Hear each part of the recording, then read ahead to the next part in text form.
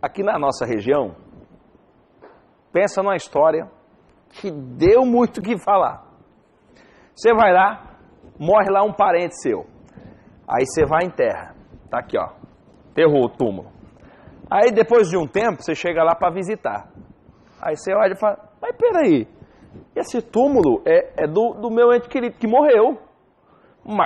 Mas a foto dele não tá aí não. Tem outra foto, tá o nome de outra pessoa? Oxi, tem coisa errada. Ué, mas o túmulo aqui é da família. Essa história aconteceu em Apucarana, hein? Eles estavam vendendo túmulos de outras famílias. No túmulo da minha família, estou enterrando a família do Zé. Mas o túmulo é meu, da minha família. Mas o Zé também é dono do túmulo. Colocaram lá o corpo de uma pessoa, de uma família, depois o corpo de outra pessoa, de outra família. Um rolo danado, um bolo só. A nossa equipe de reportagens foi até a cidade para a gente mostrar aqui no Balanço Geral essa história. Que, aliás, né, já é uma história antiga, já é uma história velha, aconteceu há mais ou menos um ano, e até agora nada foi resolvido. Até agora não houve solução para as famílias envolvidas nesse rolo. Tá? Quem vai contar para a gente essa história? Quem que foi lá, Fabiola? A Daiane Enz. A Daiane Enz vai contar esse caso para você entender um pouquinho melhor. Balança. Não tem problema não. Fica tranquilo, segura aí, tá? Coloca no ponto certinho, porque o povo precisa entender melhor essa história.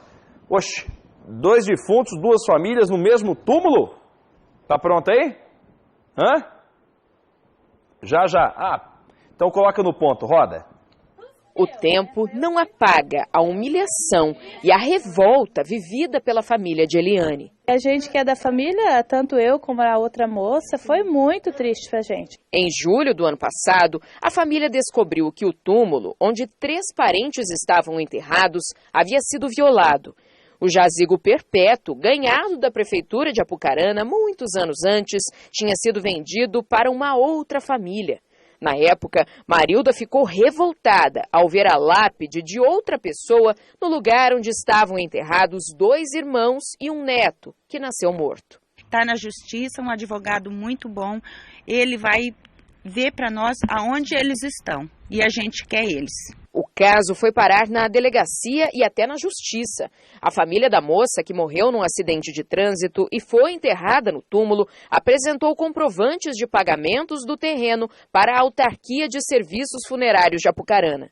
Depois dessa, pelo menos outras 4 denúncias foram feitas ao delegado, que investigou o caso, ouviu as partes e remeteu o inquérito ao Ministério Público. Concluímos que houve, sim, uma certa negligência por parte das pessoas que naquele ano administravam a autarquia e também o responsável pelo cemitério ali, que venderam, né, um túmulo que tinha uma escritura perpétua e que em tese não poderia ser vendido. O que houve foi uma série de terrenos ou de túmulos considerados em estado de abandono. Isso por outra gestão, eles avaliaram dessa forma, reverteu ao município. Uma vez que ele é revertido ao município, ele pode ser concedido a outro. Aí o que acontece? Depois que você concede a outro, o antigo dono, o antigo concessionário, que é o termo mais correto, na sua inconformidade, ele acaba denunciando, ou então ele reclama, alguns não reclamam mais, e aqueles que reclamam talvez usam esse termo de vendas em duplicidade. Mas não foi esse o caso. O caso foi um decreto de reversão.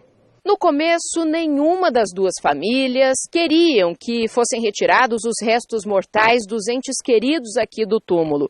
Mas logo na primeira audiência de instrução, a irmã da moça que foi enterrada aqui permitiu a exumação e a transferência do caixão da parente para outro jazigo. A mulher foi enterrada num túmulo oferecido pela prefeitura.